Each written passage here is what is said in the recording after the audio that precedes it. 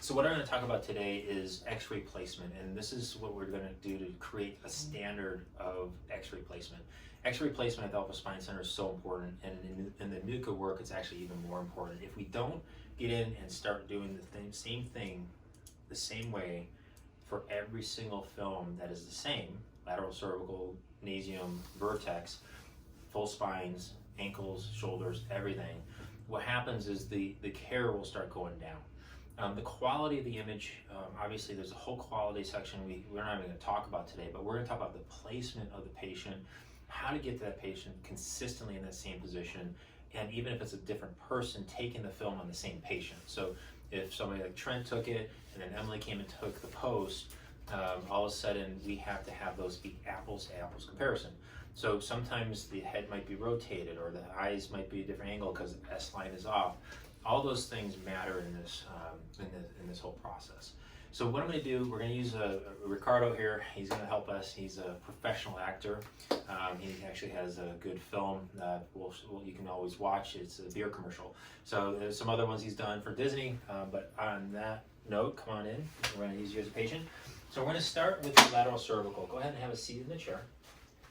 And again, so what we had to do is do some markers setups. And those marker setups are going to be real important for us to have consistently for everybody. The markers themselves are going to be using these speed markers, and these are actually for breast patients or breast cancer patients. If they see a mark, they have to mark it and they have to actually get a placement. But they work really good for what we call intertragus notch. Intertragus notch is this little spot right here, and it's right under this little area, and then there's a little dip. That little dip is where we're going to place this BB. Now we set the markers up on both sides. We always do one left and right. We don't do just one side. So for the intertragus notch, it's going to be this little dip right in through here, and we're going to put that BB right at the most bottom point of that little notch. And the reason why we do that is because it's going to measure on X-ray when we analyze certain placement for the transverse process of atlas. The atlas is a point where that transverse process, we have to have good contact with our hand when we adjust. And if we don't see a marker on the BB, there's so much muscle and tissue that is actually on the patient that you can't actually feel it. You actually have to measure it with marker placements. This is just a little piece of tape, and we're going to use a little BB, and we're going to put it right at the bottom tip of the earlobe. And that bottom tip of the earlobe is real important to have it placed on the same, equally on the same side. If we don't have it placed on equally on the same side, now we're not comparing apples to apples. And you'll hear me say apples to apples all the time. Sometimes you use bananas to bananas, just depends on the day. But what's going to happen is it's going to allow us to find that atlas transverse process very clearly on the patient pre-X-ray and post-X-ray. So that's the placement here, intertragus notch, and then the tip of the ear, and so that's going to be the placement for that. Now, the first setup we're going to do is a lateral cervical. Lateral cervical, you want to do a couple things with the posture. You want to have the patient always scoot into the back of the chair with your feet. You can use these handles to push back if you need to. Sometimes people have a harder time because they might be heavier, so you just have to help them press back the hips into that seat. If they're crooked, our image is going to be crooked. Now, go ahead and sit up nice and tall. The key to this is this. Patient might do it, and they might just put their shoulders back like a military thing, but this is not good posture. Good posture comes from the sternum, so you want to have them lift up their chest and sternum so that their head, body, and everything comes up. This is before for the pre. This is after for any post that we do, and we want to do it exactly the same. I use the two-finger technique. The two-finger technique has one finger in the middle of the back, right between the shoulder blades. The other one's on the sternum. You don't want to go down in front of a woman and go lift it up under the breast tissue, obviously, because that is going to be a lawsuit. Stay away from that. But you want to come right up in here and just lift up nice and tall. And you just see how we got an extra lift in there. It was about an inch, maybe inch and a half extra movement, extra lift. And what it does, it places that ear as close as possible on vertical to the shoulder. Now, if they have a restricted neck, that's not going to show up very well. So all of a sudden, that might get there, but they might still have a restriction because of a misalignment. But what's fun is after the adjustment, how that will change a lot of times. They'll all of a sudden have free motion, and they'll be able to do it better. So with that said, I'm going to go ahead and set up on the lateral cervical. Lateral cervical, we're actually placing the patient. Let's see. We're going to get an idea of the grid. So the grid cabinet through here is divided in vertical lines and horizontal lines. Those vertical lines are very important to have the position for the skull to be right in the middle. The up and down lines also help see visually if we're, when we're doing a vertex, for example, we're actually trying to get the head out of the position of, crookedness or misalignment, and we want to make sure we look and compare the vertical lines. So always look at this. It's almost like the sight of a rifle, or they have a crosshairs and the little scope that they use. And if we see those crosshairs and we see everything around it, now we can start really bringing that patient in right where they need to be. So on him, what I'm going to do is bring him about half an inch off the board with his shoulder. If I push in too hard, he moves. We don't want to do that. If we go too far away, the image is going to be blown up on that screen too big, and that's not going to be a NUCCA standard film. So we want to have nice and tall posture, and always check this in between before you take it, because you'll be surprised how many people slump. The marker is going to be put on the right side. That's the standard at our office. This is not for every setup, but that's just a standard from the state of Georgia. We have to have a marker on every film. But for this one, it's going to be the right marker on that. And then we're going to bring this up approximately that crosshair to the level of atlas. That gives us sort of a baseline, okay? And you just want to have everything in place. You don't want to have the head folded back here and all torqued. You want to have him here, definitely, because you might hit his head. You want to have all this preset so you're ready to go for that patient. So in pre-patient setup, this should be ready to go for that lateral cervical, because that's the first cervical film that we want to take. The other thing I want to encourage our team is the cervical films should always be done first. Don't do the full spines first. The reason why we don't do full spines first is because it holds the doctor back. So once those cervical films are done, they can actually call the doctor and say, doctor, the films are ready for you to analyze. The doctor, if he has availability, he will start analyzing while they're doing the full spines. That makes it much more efficient in that process in order for us to get the patient through the system, through our first new patient day faster. We want to be efficient, we want to be accurate. Those are two tenets that we really want to really move in the x-ray room.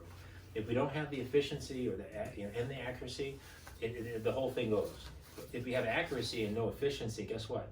That's just as bad, because now we just very efficient. We did a fast, sloppy job, and we now have to retake another film. Now it's going to take us double time for what we did, and we now have to really slow down to get another film, because we don't want to increase exposure to the patient. So again, efficiency means do your motion, know your system, know your stuff. Basically, you want to know where you're going with the whole process. The second thing is the accuracy. If we don't do it right the first time, we're taking another one. Okay, so now we're going to bring him to the wall, make sure he's nice and tall, like I told you. We're going to take out the rotation. So again, if the patient close his eyes, go ahead and close your eyes for me. You don't want them to be aware of this type of motion. Now, sometimes patients will all of a sudden keep their head there because they have really good spatial awareness.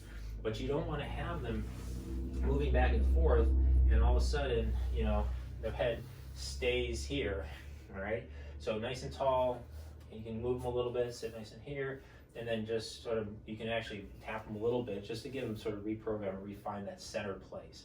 Now we're going to go ahead and turn on the light. The light is actually a great tool. The actual angle is going to be set at 0, and this can go up and down, forward and back.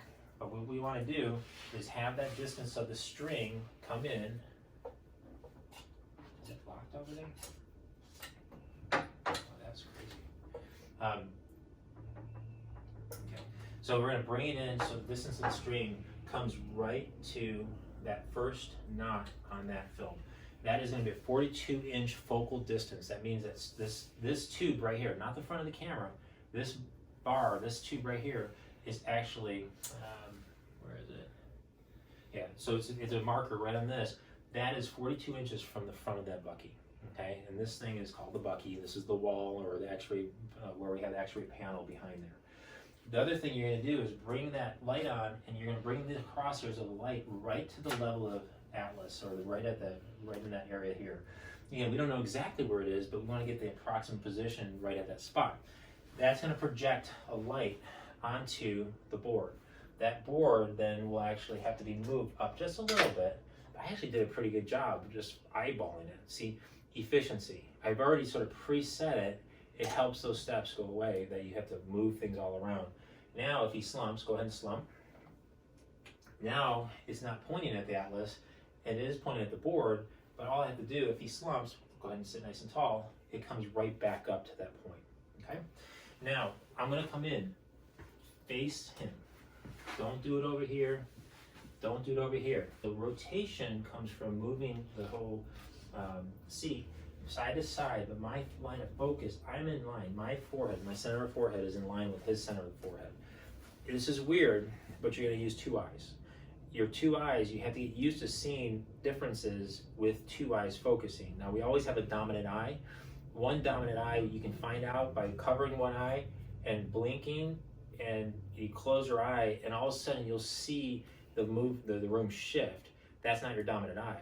If all of a sudden you open and close and it doesn't shift, that means that's your dominant eye. Now, I'm right eye dominant, so I'm gonna have a tendency to use that, but you'll see I use that at a certain point in this process. So we always talk about globally looking at a patient and then going micro. Whether it's X-ray placement or it's X-ray analysis, we look globally and then we go micro. And I'm gonna globally look at him right now and see if he's straight. And that's where I'm gonna judge. No offense, Ricardo, but you have a crooked chin and a little bit crooked nose. We're not gonna tell everybody other than whoever watches this video, but we have to look at that. So we're gonna take the best fit of the side of the temples, the lateral canthus of the eye, the distance between the edge of the eye to the actual tissue here. And we're gonna look at the cheekbones and we're gonna look at the chin. Now for him, I'm gonna throw his chin out because it's crooked. As it's crooked, and I'm not gonna use his nose either.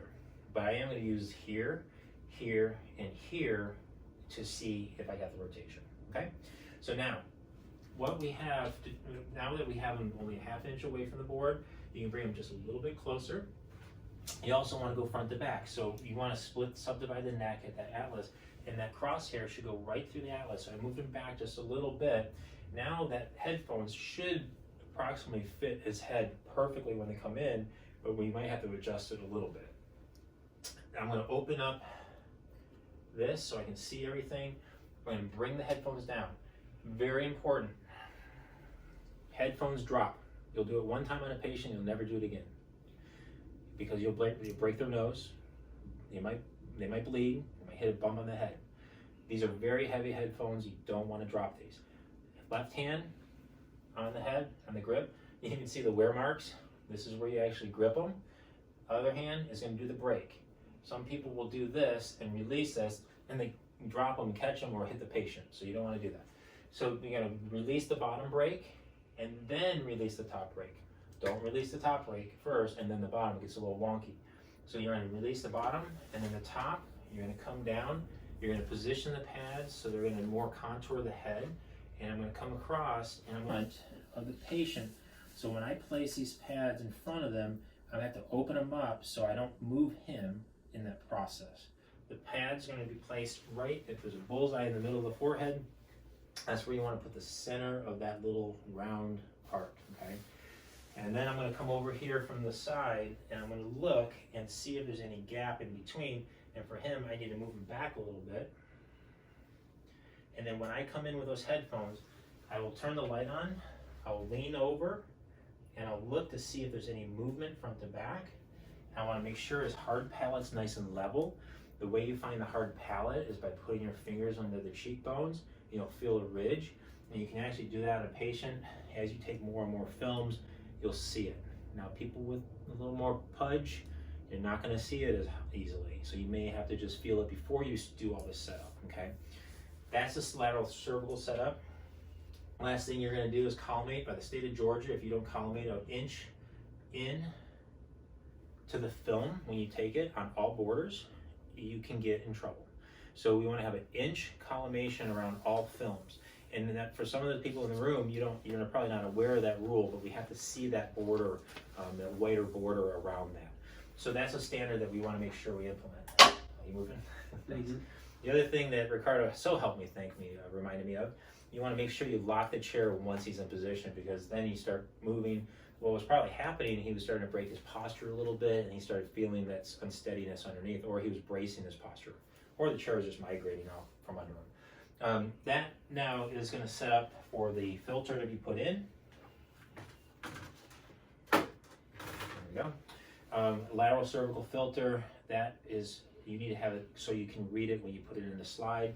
The slide is right here, you drop it in, and that blocks out even more radiation. We are very radiation conscious here. We have very specific alignments with the system. It is so tried and true.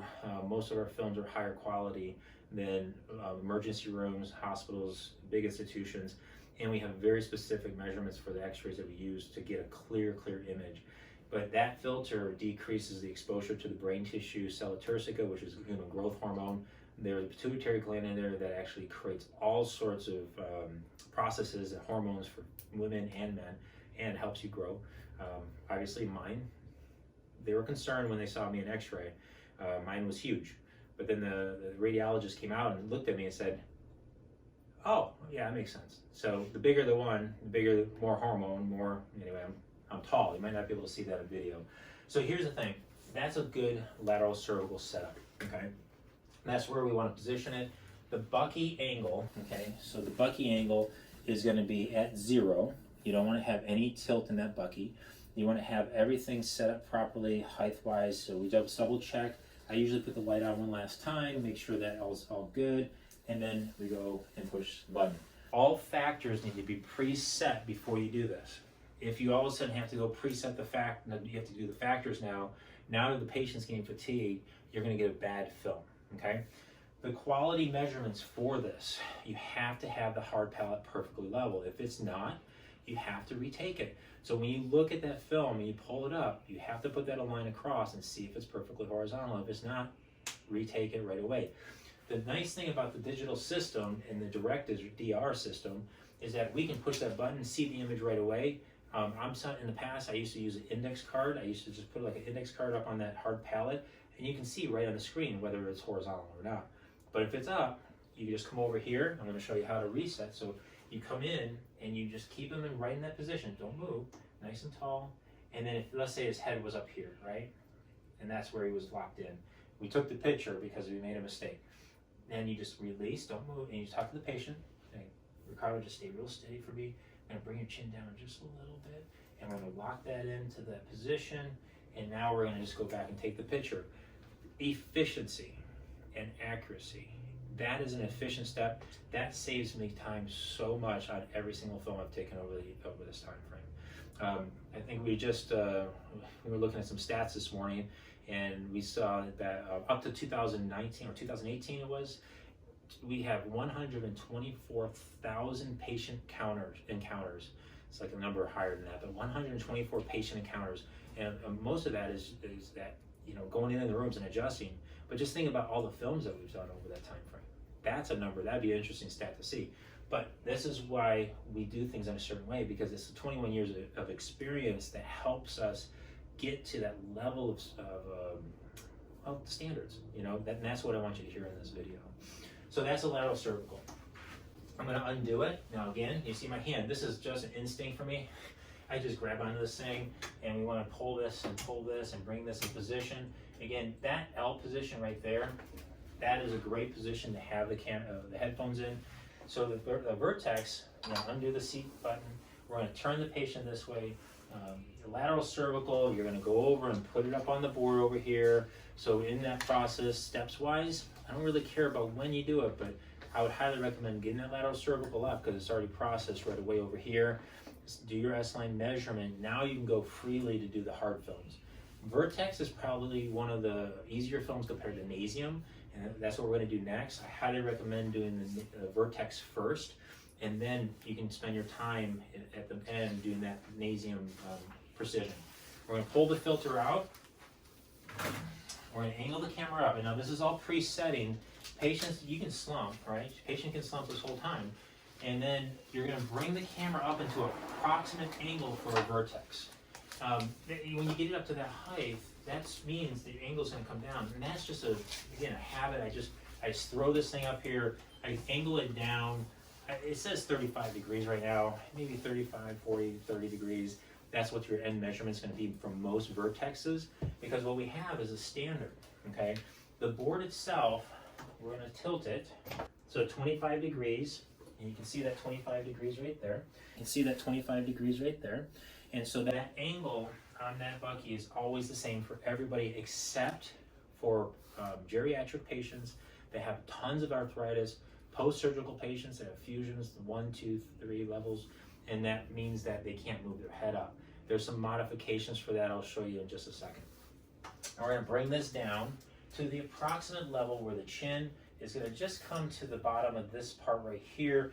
The way you measure it and you compare it though, is you actually put the chin cup in there, and this is something that it just increases accuracy. If you don't use this chin rest, your chin can be all over the place, but this locks everybody's chin in the same position on the board, and now you've just decreased variables, which you increase what? Accuracy. Now the other thing is the marker has to be on the right hand side and on the right hand side of the patient. So we're going to keep the marker there. Again, why did we have the marker on the right side in the beginning, or use the right marker? Efficiency, okay? That's the standard that we've set up a long time ago. We're also going to look at the patient, just get a baseline of how he's sitting. Go ahead and sit nice and tall, re-educate the patient where they need to be. You're going to bring the patient about 1.5 to 2 inches away from the bucky.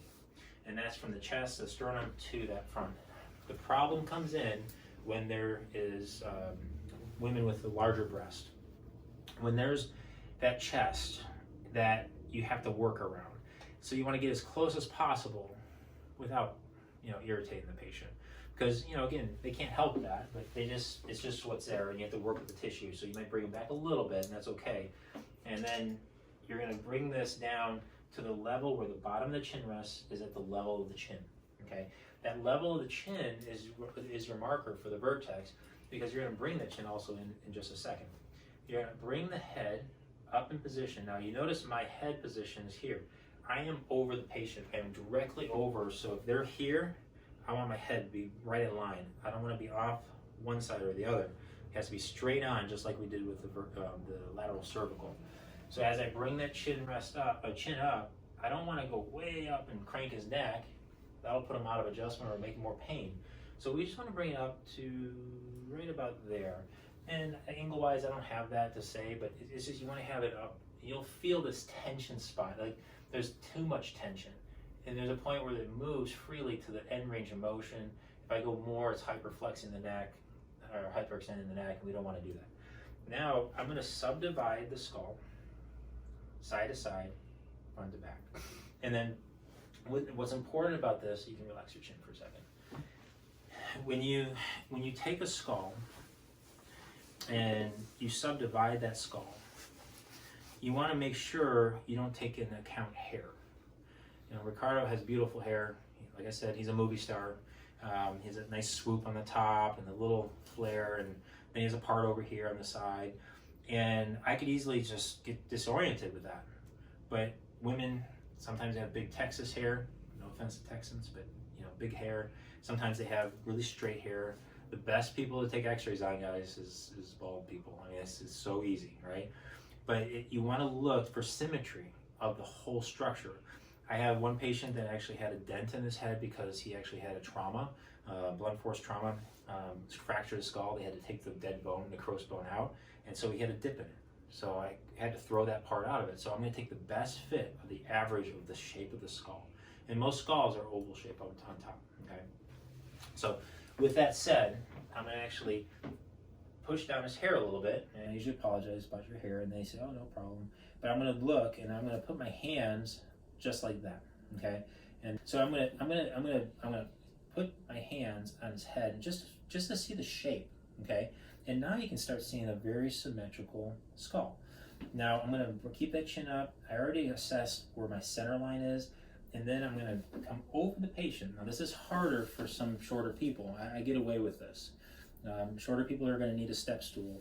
Using the step stool is a great tool to get up higher. We have a stable one that fits right in the track here, and so you're going to be above the patient looking at all this. Again, eyes lined up, you're going to bring your chin up. Now I'm going to look at the facial features again, the center of the skull, which is the glabella, the bridge of the nose. I'll look at the cheekbones, and now I can really take out what we call rotation. I'm going to turn the chair back and forth until I get him in position. I'm not using the mirror yet. I'm just looking here. Now I'm going to guide him, I'm going to hold him in position, and now this is where the one eye thing comes in. I'm looking at him globally with two. I trim down to one eye. I'm using this eye and I put it right in the center of this line on this screen, and I'm looking straight on and straight down to where I have the patient. I have my body balanced over 2 feet, hips, everything's solid, arms on your body. You don't want this flaring thing because right arm dominance will twist the patient as you bring them in, but you're going to come close. You're going to balance yourself so you can lean forward. You're going to hold this chin right at the base of the chin, and you're going to come in and you're going to lean him towards that position. Now he's fighting me, okay? He's pushing to the right. And why? I don't know. Maybe he's misalignment, or maybe it's his habit, but he's starting to go to the right-hand side. And that's where you have to be the doctor or the tech in order for you to get that position properly in place. So as I come here, I'm going to lean and bring him in, and I'm guiding him, and I'm keeping my eye, one eye closed. And I'm keeping that focus, just like the sights of a gun. You're going to get him down right in the bullseye, okay? Don't tell him that, though, because that sounds like you're going to shoot him. And you're going to lock the chair, make sure it's all set there. I'm looking in the mirror for symmetry of the center of the skull, the cheekbones. Then I'm looking down on top, and I'm going to bring the headphones now. And this is one of the biggest things that will make or break a film. A lot of people will set them up here. The Atlas is down here. And then there's the DENS of C2, which is one of the things we do for the measurement to make sure it's a good film, is way down here. The closer you get to that C2 and C1, the better accuracy you're going to have on the film. So you're going to be behind the ears and right at the base of occiput, which is the skull bone right here. And you're going to bring those headphones in. And you notice I haven't tightened them up here yet. I still have my hand on the actual headphones, and I'm going to feel it right about this point where there's just a little bit left. And I'm going to feel for accuracy if they're going to come in at the same time. I'm happy. And I'm going to bring them into this place. I'm going to lock it down.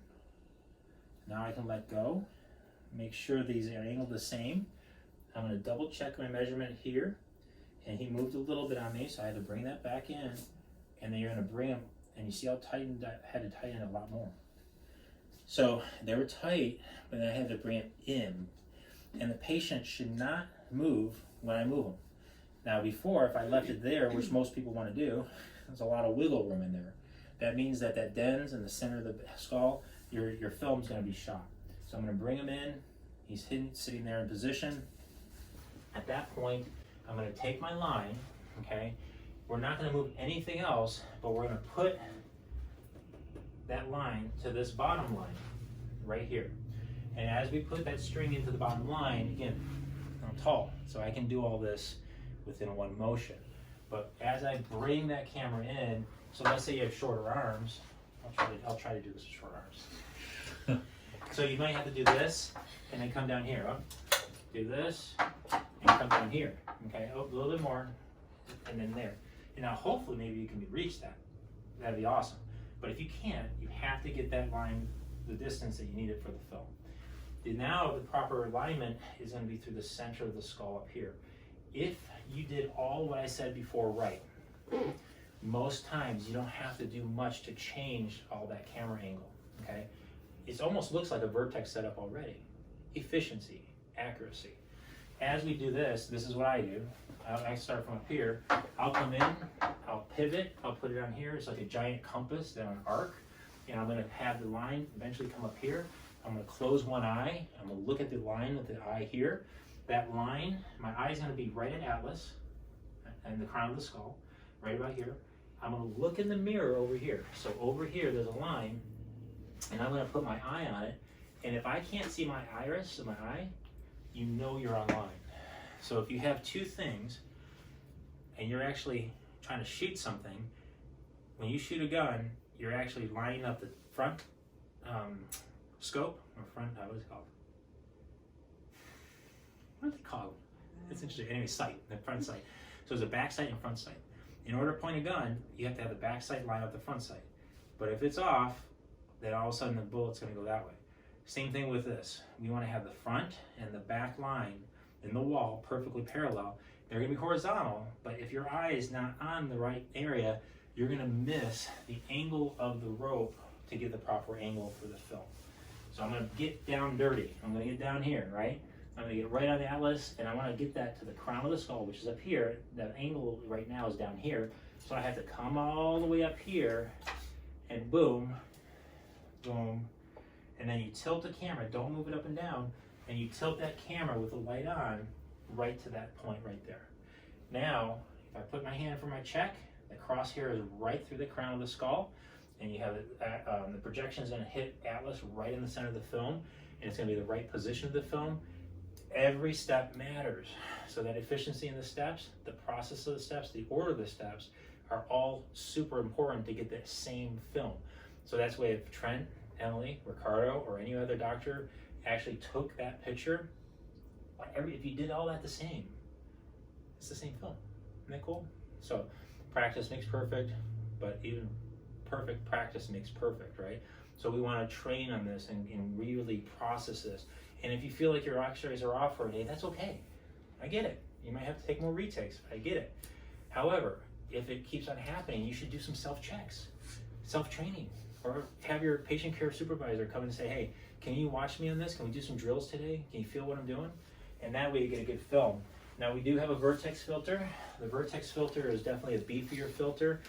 This has a lot of lead on it to block out extra radiation. We try to get rid of radiation all the time. So this goes in. You want to see this Vertex word in the front. You drop it in.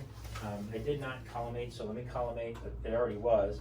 But you want to drop it as closest to the skull, and you want to take out all the way, almost touching the hairline, and then drop the filter in. That's going to decrease exposure. Every centimeter outside that you let it stay open exponentially increases exposure. It's like a flashlight that you bring that beam down and it like focuses it really tight, but if all of a sudden you do this, now the light in the room not only goes straight out, but it disperses bigger in the room. X-ray is a very similar physiological process, or in that, or has the same physics. The nasium. You notice what I'm doing? I'm not saying anything, it's just happening. I don't even know what I did, but it's just things are moving, right? So I'm all of a sudden pulling the camera in an approximate line of a vertex. We're going to, for the sake of this video, say it's an S2. S2 is the bridge of the nose. I'm moving things around. It's a choreographed dance. You have the smoothness so the patient feels confident and comfortable. I'm actually able to talk while I do this, so that shows you how many times I've done this. I'm taking off the chin rest. I'm moving the marker. It's like, okay, I'm sleeping right now, but that's all in my sleep. That is just boom, done, okay? I'm ready to take a vertex. Now, the camera angle, the Bucky angle is going to be based on the patient. If a patient is really bad kyphosis, we can't have the Bucky flat. But we don't want to go beyond 5 to 10 degrees with the Bucky, because then it distorts the image. So when he slumps, I'll show it right here. Can you see him slumping? So when he slumps, there's going to be a distance of his skull to the back of his back. When you bring him towards the board, his shoulders are going to be real close, his head's away. Now, if he really was a stuck kyphotic patient, I'm going to bring that angle so it's even to that kyphosis. The problem with it, though, it does distort and it doesn't give as good a quality of an x-ray. So we want to try and make him sit up taller. So watch this. Sit up nice and tall. Now he's bumping his head. So we know the Bucky's not set right. So I skipped a step on purpose on that so you could see when the patient is sitting up tall, again, goes back to the basics, that's where you want to take the picture. So sit up nice and tall, good posture. You can move them a little bit, test them to see if they're sort of, pushing, off of pain in their hip or whatever, and make sure they're as straight as possible. Then you're going to bring them back to the wall until they're about half an inch away, an inch max. At that point, that is where you want to have the Bucky set. The other thing is you're going to take account of the S-line. So we're going to go to the computer over here, and we're going to look at the S-line. It's already been measured. You did that in the process. And you're going to measure which one it is. We're seeing it S2, which is the bridge of the nose, and then it has to go through the atlas. What you have to realize is that that has to be the same per doctor, per tech, per whoever's taking the film. That accuracy of having an S0, 1, 2, 3, 4, 5, or at negative or low 1, 2, 3, 4, all those have to be pinpoint accurate. The cool thing, we can cheat. We have measurements on our lateral cervical that we can take, and we can actually figure out a degree measurement for that specific patient. That's pretty cool. Now all you have to do is take that camera angle and put that angle to the camera. That's one way of doing it. The other way of doing it, which is my way that I have just done because I've just taken so many films, is measuring and looking at the patient. Now, if the patient's chin's up, and I took a lateral on point, and I do an S-line in that, it's going to cause a bad film. So you have to make sure the patient is nice and level with that chin, and that hard palate has to be perfectly level. For S2 and above, we're going to do something called tuck the chin. It's a little retraction for every S-line above S2. So that's S3, 4, 5, 6, and 7. But you notice I'm not going like this. Not 1, 2, 3, 4, 5. It's 1, 2, 3, 4. Okay? You're retracting the chin back, which flattens out the cervical spine, and studies have shown it doesn't change the results of the nasium. That's why we do it. But it gives a beautiful image of the lower cervicals when we get it right. Okay? The higher the S-line, the more tissue you have to go through, and that comes up on the film. The more muscle, more tissue, the whiter the film, harder to see the structures down below. S2, I'm going to get down, I'm going to get my one eye on, like that, right? I'm going to use the string, and I'm going to come in, and I'm going to look at the atlas. And I'm not going to worry about the height of the bucky yet, okay? The vertex, you worry about the height right away. The lateral cervical, you worry about the height right away. That's the first thing on those two. Nasium's totally different. The height of the bucky is all dependent on where this string and the S-line hits the patient. So this is the only thing moving right now. The patient's not moving either. So these are the statics. These aren't. We try to take out variables. Those are taken out. When I come in, I'm going to put my eye on the atlas, and I'm going to move the camera so I see that string in the mirror and here, so I know I'm on point. And I'm going to make sure it goes right through the S2 and the atlas itself. And there it is. Now, I have to bring it a little closer because the string's coming off the wall. And now we have it set in position where that camera angle and the height of the camera have been set for an S2 on this patient. I'm going to turn the light on. I'm going to angle the camera down to the bridge of the nose. And my self-check is going to be putting the finger right at atlas. And the light hits the atlas. I did it. So exciting. So that means that it's a consistent theme. If you miss any of those steps, your whole nose is going to be blown. My film's not going to look like Trent's film. His film's not going to look like Emily's film. That has to be so ingrained in you as a specialist in this. Because if you don't get that, then the doctor can't analyze it, and then they're sending you the patient back, and now it's stopped the process of the whole office, and the whole ASC team's going, what's going on back there? Okay? One-hit wonders are great, because if you get that in there one time and out, beautiful film, man, it's gravy. It makes everything so much more efficient. Now, believe me, I've had many retakes. I'm not saying that I'm perfect at this at all, but just understand, if you can do everything I'm telling you, you're going to learn from my mistakes. The line, now we worry about the bucky. We're going to bring the bucky down until that line hits the top line. So the light crosshair hits the top line. Okay. That position then allows us to bring the headphones down, and at the center, or this top, on this setup, you're going to put this point right at atlas. Okay. And so as we come in, we're going to open these headphones up pretty good, and at this place, a position, you're going to find that right about atlas is right there. You want to have the center of the headphones almost like a crosshairs on there, and you're going to come in and at that level, and I'll show you this angle too, right there, and you're going to get it set up so that when they come swooping in, you have to account for the fact that these headphones will clamp down and they come downward a little bit. So I always line the bottom of this thing right here up with the atlas, and by the time they come in, the center of those headphones will hit right on top of Atlas, okay? So look straight ahead, chin down a little bit. You see how he moved, see that? So most people are like, oh my gosh, my camera angles are wrong. Is it all good? Yeah, you're good. My camera angles are wrong. I gotta reset everything. No, don't do that. Sit nice and tall, chin down. Oh my gosh, we're back at S2, okay? Self-checks. Use the light. The light's a good tool. So now we're gonna bring them in position. I'm gonna come in front of them. And again, we're gonna go straight on. And we wanna square ourselves with these lines, guys. Not the patient only, but these lines, because then we gotta bring the patient in between those lines.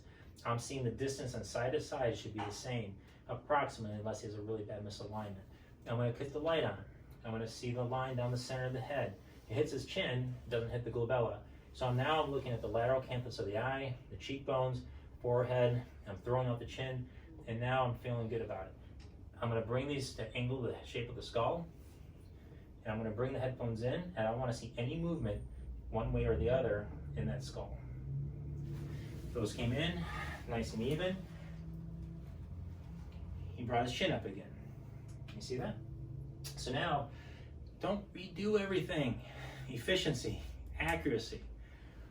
All you have to do is bring that chin down, bring your chin down more, right? And make sure he doesn't rotate. The headphones are there. Now it's gonna be an S2. So, double check, watch it, make sure everything's good before you take the picture.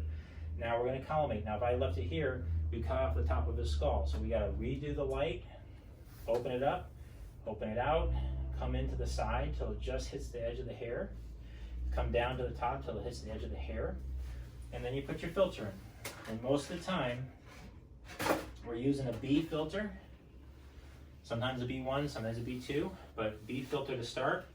We drop that in, and we go take the picture. Any questions?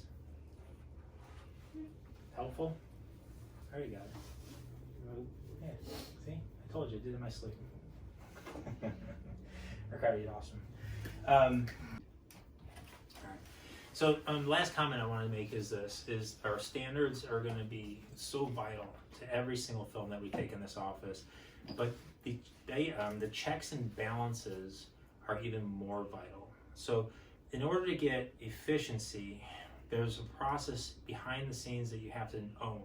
You have to practice, you have to do drills every single day until you really are proficient with your efficiency. The average time that we take for a cervical series is what's 7 minutes. 7 minutes. If we do a whole cervical series and then a full spine series together, 12, okay? So we're talking 5 minutes for the full spines. I think I just decreased the time 2 minutes per time. I really do. So I want to see that happen. Let's see it, okay? The second thing I want to say is the efficiency is going to get better with what we just showed you. What's going to happen is accuracy is going to increase too, but the way we get accuracy is owning our checks and balances. For the lateral cervical, we have to do that cross line on the computer to make sure the hard palate's perfectly level. And I want to tell you, and I tell everybody this, it's almost there is not a word in my office. It's almost there. It's almost accurate. It's not such a thing, and it's a hard thing to swallow sometimes. And you know, I know life happens, and we have the little ebbs and flows, and we make mistakes, or we are not as accurate as it should be. But don't settle for that, and don't settle for that before you bring it to my office. I'm not going to get upset at you. I'm just going to say, hey, go take another film. But I'm giving you checks and balances in order for you to self-check yourself, and so own that check. For the vertex, we want to make sure the center of the head and the nasal septum is actually in line with the dens and perfectly in line with this line on that film. Okay, if it's off, and what's the measurement that you guys are taught? The checks for vertex is 0.5 millimeters one way or the other. That's not a lot of deviation. Okay, so it has to be perfectly straight and no lateral flexion, and you can see that by measuring the side of the skull on the film, so you can see if it's distorted or not. And it's pretty visible, and there's checks that we have in our manual to look at. The other thing is for nasium. When you look at the nasium, we're measuring the lateral canthus of the eye to the side margin of the actual skull. And if we look at that distance and we pick light points, sometimes the lateral canthus, sometimes it's up a little bit, whatever is visible that's very light, it can't be off a certain degree as well. And what is that degree? 0.2 millimeters, or 2 millimeters. Yeah. 2. All right. So what is that degree? 2 millimeters. 2 millimeters, one side or the other. So that gives you a leeway of 4 millimeters, okay? But it's 2 millimeters, one side or the other. Guess what? If it's not that, where's it gonna go? And you're gonna come back in and take another one. So why decrease the efficiency by not checking and then taking a good film right after? Because guess what with that?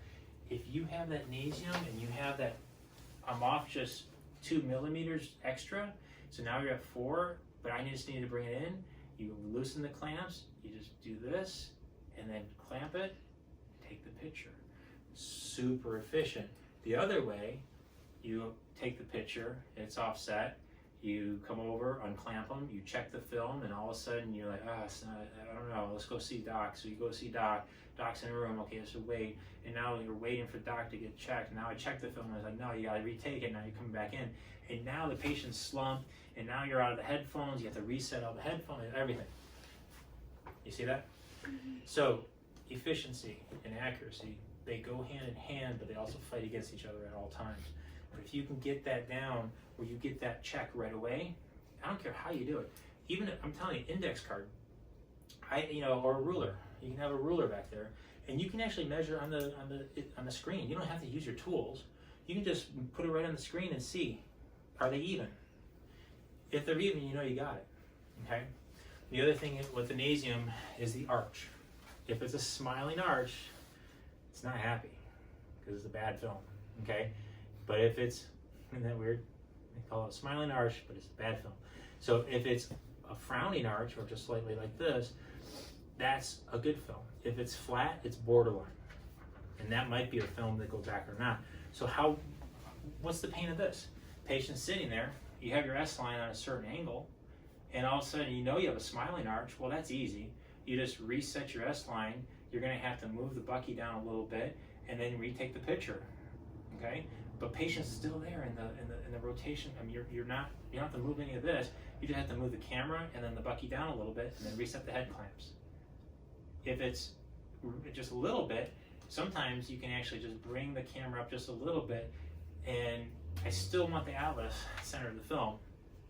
You have to bring the bucky down, but it's just so fast. You just like go boop, boop, boop, boop, loosen this, move that up, bring it down, and then now you have a good measurement of how much you need to bring it up. Because if it had to be brought up just for that much, and then all of a sudden you went over there and talked to me, looked at the film, came back in, now you have no baseline of how to adjust that up a little bit. You see that?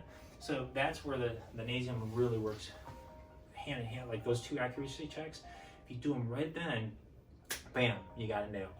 The same thing for all the other films. If you don't have the film or you have a marker on there, if you say, I did it, I covered up the bone structure, don't wait to ask me.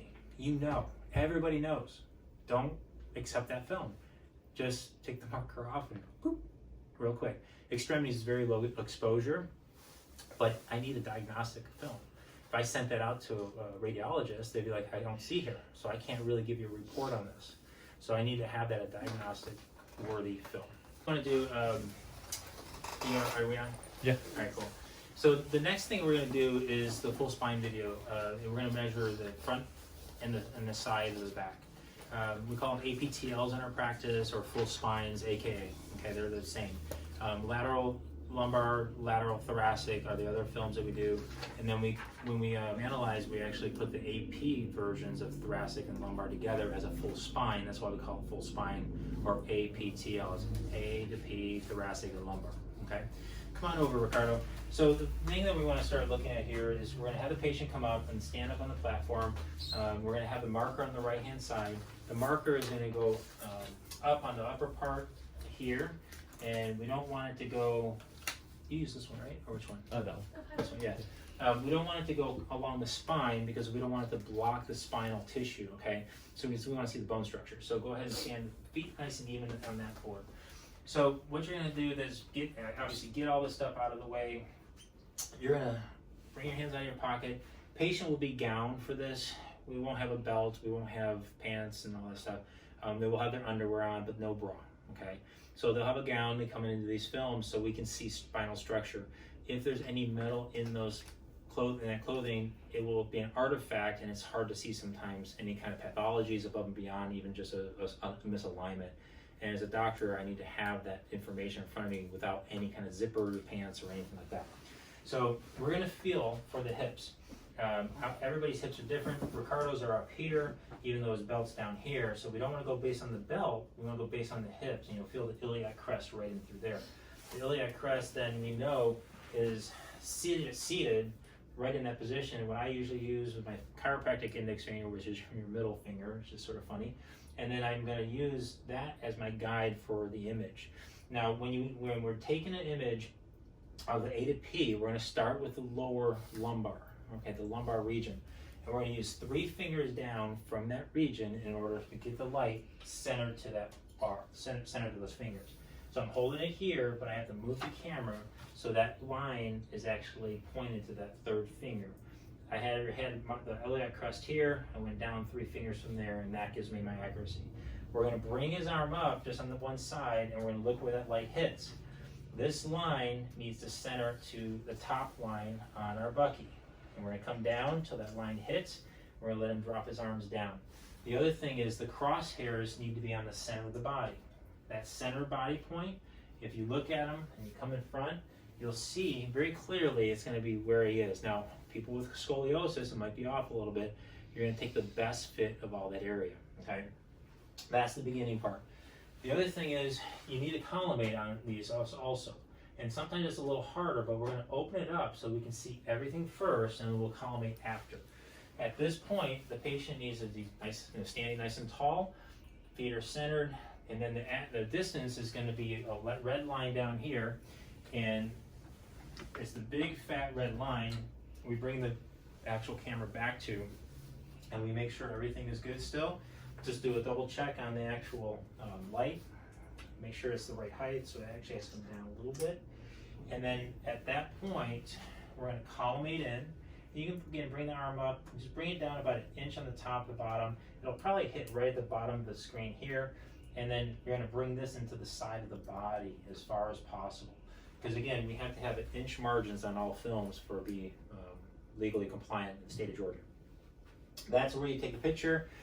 You're going to go back, push the button, but before you push the button, tell them, you don't want to have them breathing heavy, okay?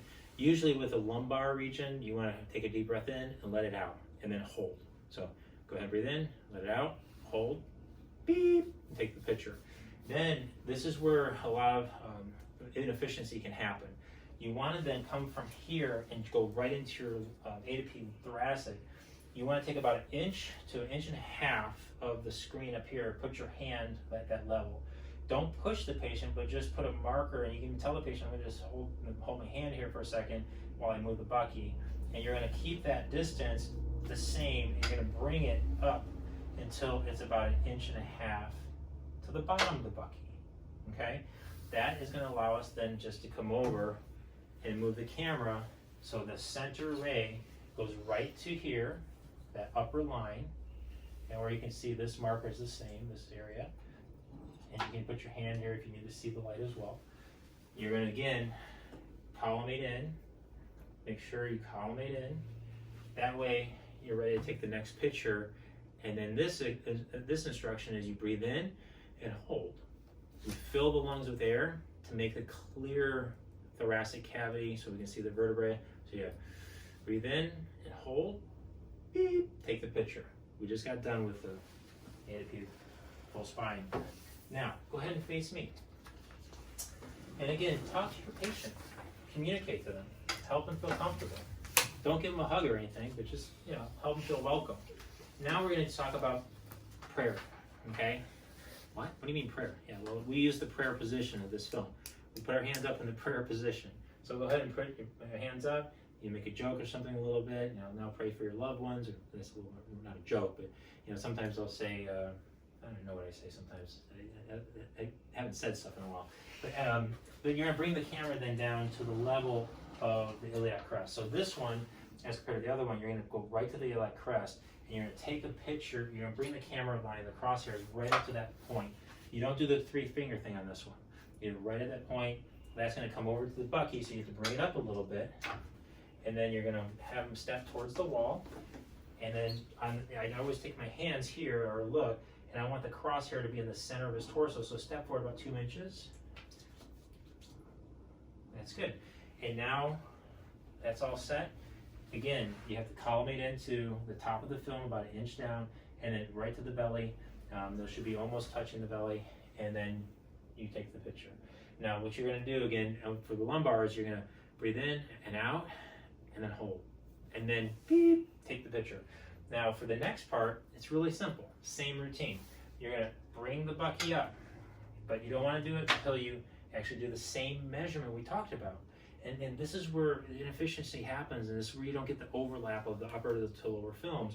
But go ahead and hold that position. You're going to sort of guide. You're going to keep your hand here. If you touch the patient, you can a little bit. I tend to just hold it there. Sorry about that. Mm-hmm. And now I have that distance, and that's going to be able to take the next picture. Depending on the size of the patient, it's going to be either higher or lower. He doesn't use 2 whole films, okay?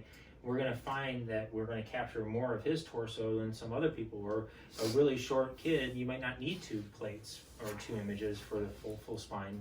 So we're going to match it to what we need to do. So again, here's where the first one was.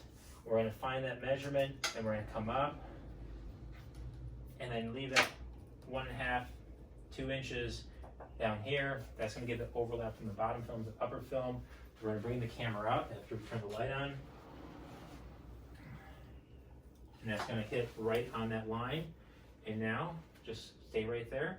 I already checked all this. It's all centered for where he should be. You don't move him, because if you move him now, inefficiency. And we want to capture his spinal misalignment, or whatever that is. If he has a kyphosis, or lean forward, or leaning back, we want to see that in the X-ray. We want to represent. So if I did this, and keep your feet there, if I pull him here and stay there, that's not him. His position, he should be balanced over his feet. He shouldn't be falling over one way or the other. That's what we want to capture in the film. The other thing to note, when you're doing a side view, try to have them keep their feet in line in the same distance from the front to back. That'll give a steadiness or a consistency in your film taking. So when we do comparisons, now bring your right foot forward just 1/2 inch, 1/2 inch back a little bit, there. Or you can say, this is actually easier, just balance your feet to the front of the thing, and they'll sort of do that. Some people have a harder time than others, but that's going to be, then take the picture, you collimate in again, same thing that we talked about. Just before you take the picture, take 1 inch off, and then again, come in to the edge of the chest, not the arms, the chest, because we're capturing his spine, not his arms on this one, okay? So that is the lateral lumbar and lateral thoracic, all right? With hands, we're going to be measuring 3 positions. We're going to measure the front, side, and more lateral, okay? Now, what we do in this office, we use hands and wrists are the same. We have a slip that is filled out saying, hey, we need wrists or hands, but it's really the same imaging. It's going to be here, here, and then here, okay? Now, the nice thing is you don't have to worry about the headphones, the head clamps for any of these, because really they're just, you put the hand on the board and you're good to go. Now, you do have to move the headphones in order for you to get the bucky back, but you're going to use the board almost like a table, okay, as best as you can. So you're going to come down, make it flat as possible, and that way the patient has some comfort of putting their hands on the board, okay? So, again, this is hands and wrists. So, you can set up the camera pretty much right away. So all you have to do is get the camera perpendicular to the center of the board. You're going to open up the collimation so you can see the lines and information that's going on. You're going to angle the camera right to the center. That crosshair is 42 inches away, and it's right on there. So the first position is, and you just tell the patient, go ahead and put your hands on the board. It's really hard, right? You want to make sure the marker is not behind the bone structure. You want to make sure it's out of the way. If the patient puts their hand over it, that's going to block a bone structure. You want to make sure the hands and the wrists are close as possible, so you bring them in, right? So they're flat. You want to have all this flat. You don't want them just like up here. You want them flat as possible, and then have them keep their head back because you don't want to have the light hit their head. So like there it is. If the light's hitting their hair, we're going to still collimate in to take that out, but you want to collimate into the fingertips and then the side closest to the outside finger. But if you have this off the board, which I'm sure you guys might be doing here and there, right? Or I'm not sure what you're doing, but you want to have everything as flat on the board as possible because it decreases distortion, and it also it increases your clarity of film. Okay? If you have it off, it decreases clarity.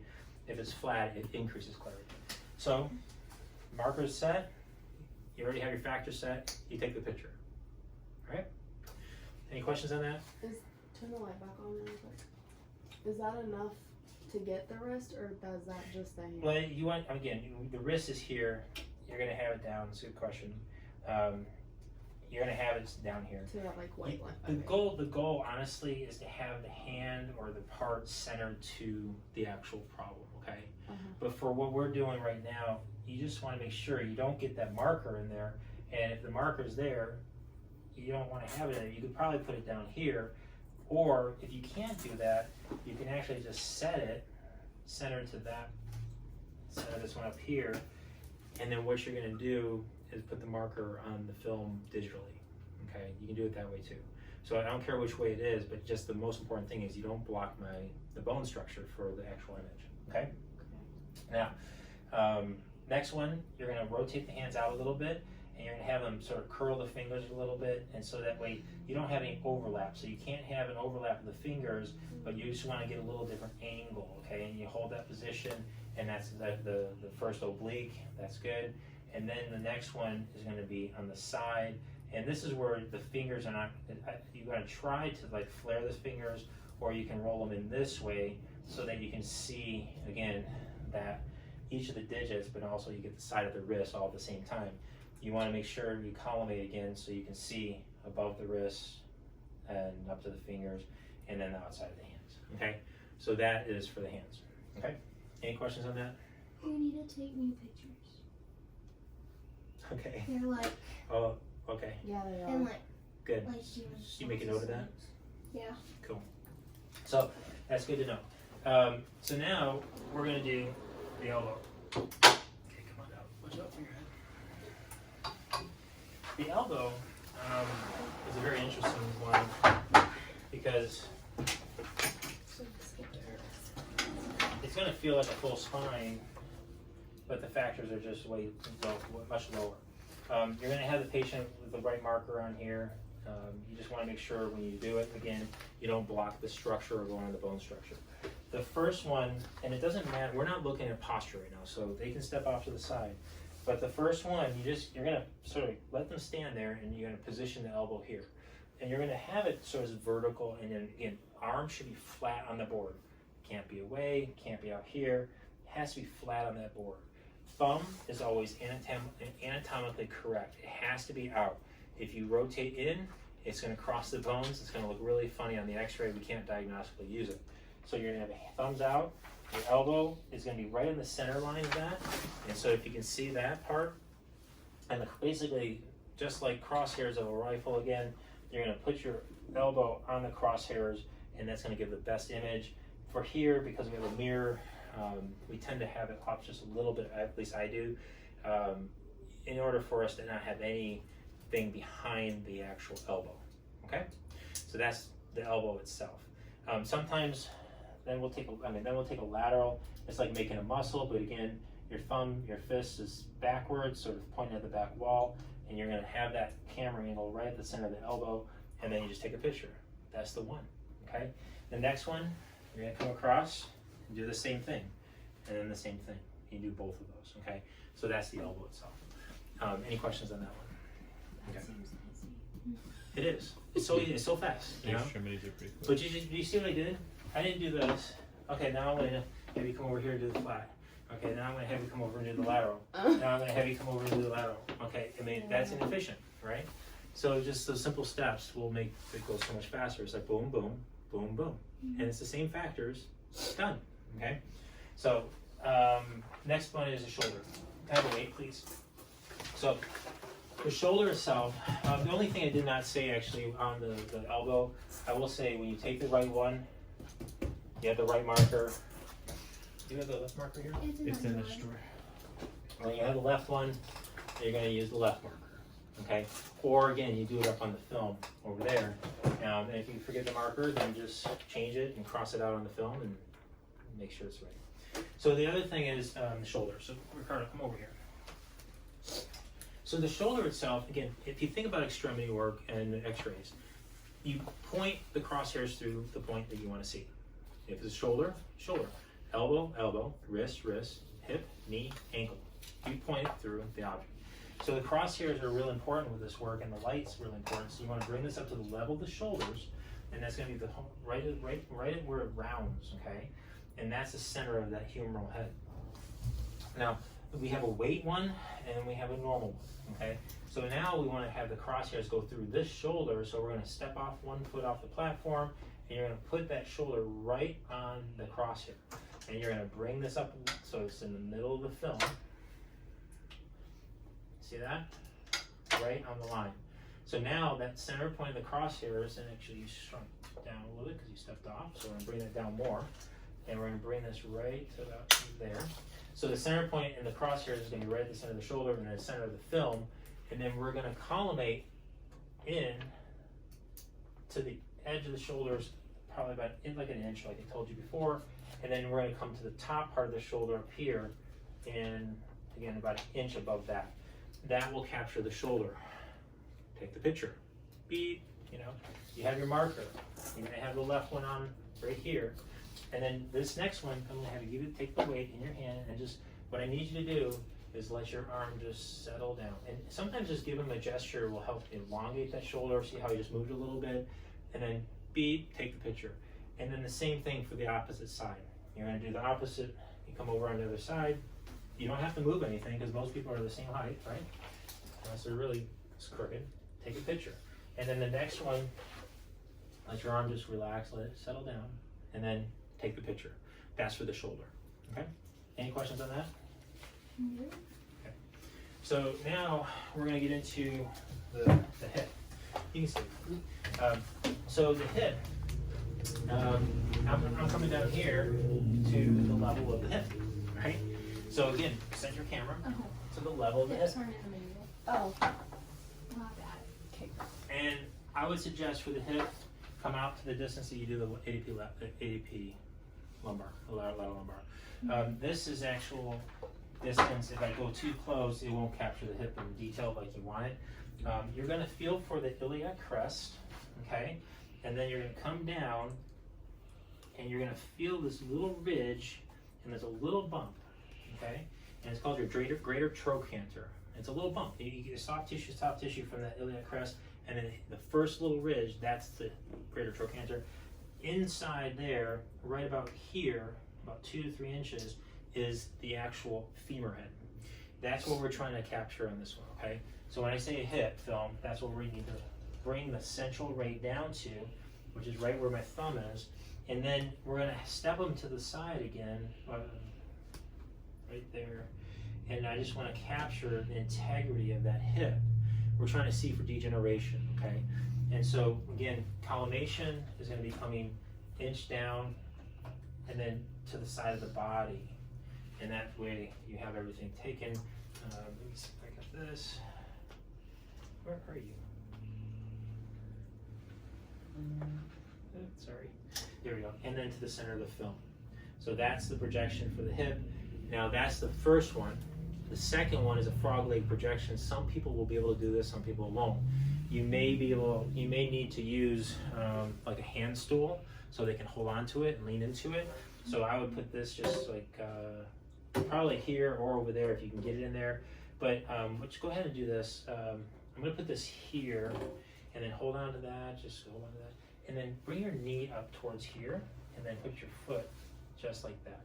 There you go. Just lean it, and you can lean it against the wall just like that. And we're going to take a picture and make sure it's in the crosshairs. Bring the hip back on that side so he's inflexible in that. So you want to have the butt in there. Bring it out as far as possible. And you're going to take a picture with that, and that's called a frog leg projection. again, watch the collimation on this because it's going to change a little bit. So you might have to bring this one out a little bit more just so you can capture that, okay? And then the vice versa for the other hip. So frog leg projection is A to P, and then the frog leg projection is what we do for the hip. Anything else? Any other questions?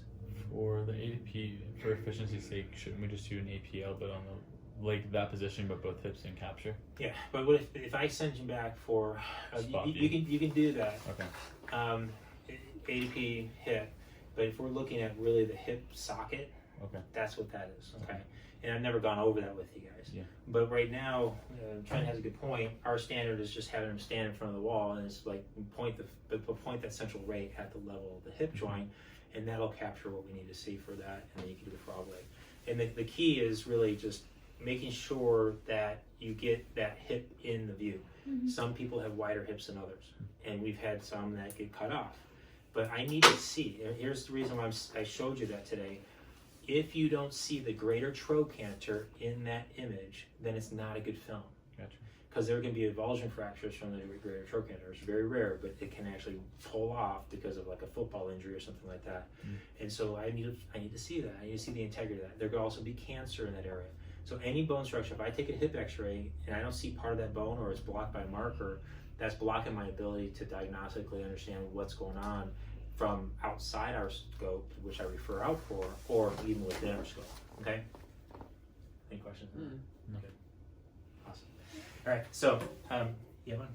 No, we just have to, we need to get together and do the step by step how to do hips because it's not in the manual at all. Cool. Maybe you can take a stab at it with the video and write it up, and then I'll review it with you. Okay. All right, so now, so we did hips. 14. So now we're gonna do knees, okay? Now knees on our system is a little bit harder because with a direct DR system, you can't move the bucky and put a plate down and put his leg down and take a picture and all that, okay? So we modify this a little bit. And so when we do it, go ahead and put your back to the wall, okay?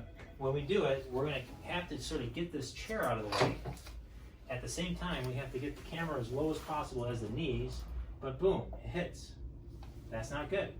So we're gonna angle it down just a little bit to the knees, just a little bit, and we're gonna actually not use the crosshairs on our system. The knees here is up here, but you're gonna get the bucky down as far as possible so the crosshairs hit the center of the board, and then your knees should be in view.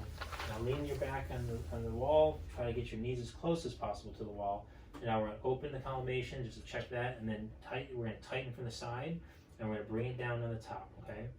And then you wanna make sure you don't collimate out the knee because of the crosshairs. You wanna keep it so that you can actually see that knee, all right? Any questions on that one? So we're supposed to angle the camera down and not have them stand on the stool. You can do that too. Okay. If they can. Sometimes they have issues. So like Yeah. when I Well, did yeah. Philip stand, I couldn't have him stand on the stool. So, and that's a good point. So again, we're trying to capture the joint of the knee. Mm-hmm. That angle tends to not ruin the image, Okay. even though technically it's not how you would take it with a lay down table x-ray for the knee. Okay. But what we want to see is a weight bearing x-ray, okay? So the weight bearing x-ray is really important for us to capture in order for me to see the knees buckle. I've had patients bring in actual x-rays that they're laying on a table, and I take one standing, and it's a totally different presentation because of Makes ligaments and degeneration, and it's just sloppy. And so Philip Stam also, he can't do it. So if they can go up here safely, make sure you use the hand one, not the one without the handle, because I don't want them to fall. That's a liability for our office and practice insurance. The other thing is when we start dealing with what I'm going to show you next, with the tunnel is a little bit harder to get on image, right? Mm-hmm. So, but there's also the side knee. So let me do that first, because so the side knee, you're going to step back off the ground. Side knee, you have to do the same thing. And since most people are the same height, put your left foot up here and put your leg on the wall, and you're going to let it stand and just lean against that wall. And if you put this on, in theory, it should go right through the knee as best as it can, just like we did. So you don't have to move anything. Efficiency. Now come on to the other side. and do exactly the opposite. And usually when you say that, the patient's like, I know the opposite of that. You should lay on the wall, just make sure you press, show them, keep it on the wall, and take the picture. That's done, okay? No, you're not moving anything. So now we're gonna do the tunnel view where you have to move something, okay? Sit here in the chair. And this is, sometimes I take this, sometimes I don't, depends on the complaint. What's the complaint? The complaint might be, well, I do, actually, it's not a complaint only, it's the drawers test. So the drawers test is showing positive. I want to test for the cruciate ligaments and see the attachment points, okay? Now, this is where it gets a little interesting. So keep your knees there and bring them in as much as possible and tighten them up and get your hands out of the way. Just hold the chair. And then you're going to lean your head back just a little bit right there. You're going to lock the chair down so the knees are right on that board. You're going to try to do this in one shot, right? So you don't want to do multiple views and multiple angles. Now you're going to bring the camera so that it comes right over the top of the head, and the patient can support themselves and be in a decently comfortable position. I'm not doing the crosshairs again. We don't have a table x-ray. Table x-rays are totally different when you can set up things, format things, and set up the bucky differently. But we have to accommodate this, and so when we're doing this, we definitely want to collimate up top until just the part of the knee where you can see through here. It's like the skull cap, right? On a skull, we're doing the kneecap, okay, but down a little bit. And then that'll project the image there, and then we want to collimate inward till you get to the edge of the knee, so that way you're collimating out the face, okay? See this? This is where I'm concerned, all right? So if they can lean back a little more, that's even better. Okay, just keep them away from this. You don't want them in front of that, okay? Especially with the nose, because it's very X-ray sensitive, radioactive sensitive tissue from cancer standpoints. Okay, so just want to be aware. Also, thyroid's very, very. We don't want to have that exposed either. So we're taking a picture of the knee and we're doing thyroid. That's an issue. There is another version of it. You can go and bring them up like this and have them on the board and take a picture from down below up into the. I mean, from a balance standpoint, it's very hard. Only a few people. Ricardo could probably do it, but not many people can do that. Any questions on that one? No, this was different than how I was shown. What are you doing? How Ashley is in this picture, You bring the knees where your onto the knees are board. to the middle line. That's why I always drag when you tell me to do it. Yeah. Because a lot of people can't get their knees up there. But exactly. And did you So- see how I did it? Yeah. You That's see a how lot easy it easier. is? And so I What's just the angle? This one too. it's 25 probably. Yeah, it's about 25-30. So the angle is 25-30 on that. So if you want to write that down, 25-30 degrees for the bucky to get an idea. But you can see, I mean, you saw how his feet were there on the floor, and I just moved him in, and his knees just went right on the board. Yeah, for like Philip, I had to try to get him to, like, his knees were, I brought him all the way up. I had to bring his knees to the center line, and I mean, I was hurting him to get him there. So it makes a lot more sense. Okay. So that's the tunnel view. That shows a lot for me to understand. Okay. Sweet. Any other questions on any of that? No. No. Helpful? Yeah. Cool. Awesome. So we're at ankles, right? Yeah. All right. So ankles, take your shoes off, if you don't mind. So ankles, again, we're starting to get into we want the bucky all the way back as possible, and then as far down as possible. Okay. So that's as far as we got. We can't do any more. Okay. Now the chair is really important to lock it once you get him close to the position, okay? Because as soon as it goes unlocked, he's flying. So you're going to make sure it's locked. Now I'm going to bring him to the point where his ankle, when his foot's on flat on the board, his ankle is going to be approximately 90 degrees, approximately. So bring that one foot up and place it right here. Bring this foot up and place it right here. If they need help, you bring it up and help them hold that position, okay? Most people can do that angle because the pressure back against the chair, we're good, okay? So now we're going to take a picture of the foot or ankle. That's what this image is. It'll capture enough for both of them. So if I say I need a foot, I see an ankle. I'm usually, here's what happens in the room. I'll say foot, and then I get the note like, is this an ankle or a foot? Because they might go say, well, he said foot, but then, how do I say this? what I say to the patient is sometimes different than what I say to my team. And I don't mean that on purpose, but I'm trying to educate the patient, because the patient might say, my ankle hurts. And I might say, I need a foot view of this. And then it's like, well, we don't have ankle or foot. I've heard it was different in the room. Just ankle and foot are the same. But if I'm talking to the patient about what they're talking about, because sometimes people say, I have pain in my low back, and really the problem's here. Why are you taking a picture of the neck? So again, it's education of the patient so they know. The angle of the film, the angle of the bucky is about 25 to 30. Actually, all the way maxed out it's actually, 30, 35. And this one, we're going to use the string just to help us get a guide. And so again, we're going to take a picture so that way we can actually capture the foot, but also the ankle bone through here as well. So we have to come back about 15 degrees opposing that. So this is where we're taking a picture, guys. You see that? Mm-hmm. Okay. Now that angle is different for everybody. So if I come in here and I come right to that crease, that's going to go right down through the ankle. I'm going to be able to see the talus pretty good. I'm going to see the whole foot as I collimate open and I'm widen it out. Now I'm going to see everything I need to see. So this one is, well, it says 80 degrees on this one coming down, and then this is 35 degrees. Yeah, so it's going to be about 25, 30 degree angle from the flat of the foot that we're coming back on the structure, okay? That's again for this setup. You look in the X-ray radiology book, it's a little different because they have a table, they can place plates down, they can do different things. In my old office, we used to take the actual film, put it on the floor, and put the foot down and get the angle differently. But for this one, we're actually taking that angle right there. They take the picture. This is where it gets harder, okay? Just like the hands, I need to see a oblique, and I need to see a lateral. So here's what I'm going to suggest. I'm going to show you the oblique first, and I'm going to show you two versions of the lateral. So the oblique is just bringing the legs out, but make sure that leg, and you do it for the patient, you don't let them do it. You roll it out where you need it. You roll it out where you need it, so that way you capture that oblique angle, which is a 45 degree angle at the bottom of, on the flat of the foot, okay? Take the picture. The lateral, we don't have genies in this world. I'm going to tell you, we can't go in there and just do this flying like V-sit and all that stuff, and people don't have flexibility. Ricardo's having a hard time even doing this one a little bit, right? Oh, he can go further.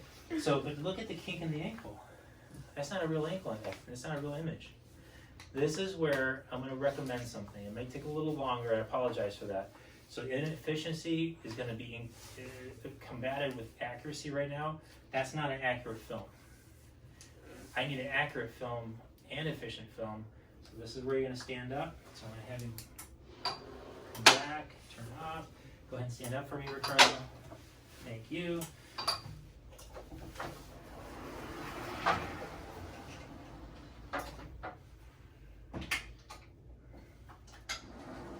Bring in the bucky up, okay?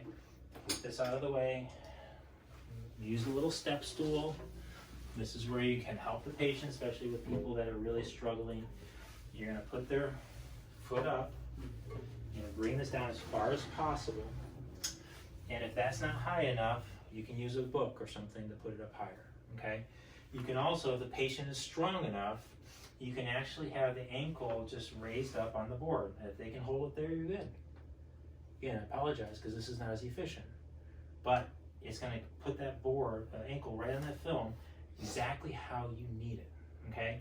The angle of the camera then, this is the hard part that you're going to run into. Here, just a second. You got to get it as low as possible, and you're going to come down just to about that middle line, and that's going to be where you put the crosshair of your ankle. So have them put that ankle up there. Have them walk through if they can. Come over, you might have to move the stool, and have them put their ankle up there. Shoes off, Yeah, shoes off. and then shoot the Mario away. Yeah, and again, as long as you're in that area where that is, and you center it and collimate then, that's gonna be a really clean x-ray, and there's no twist in the ankle. And I know that's been happening, I know we've had that. Again, I can see most everything I need to see, but if we wanna have even more accuracy, that's why I'm going through that step with you. That is a wonderful way of doing it. It's a little more cumbersome, okay? Now here's another one. Okay. Again, you guys can use either of these methods. If you set your angle, let's see. Again, the image that we're trying to capture for the ankle itself, that we're trying to see how that is going.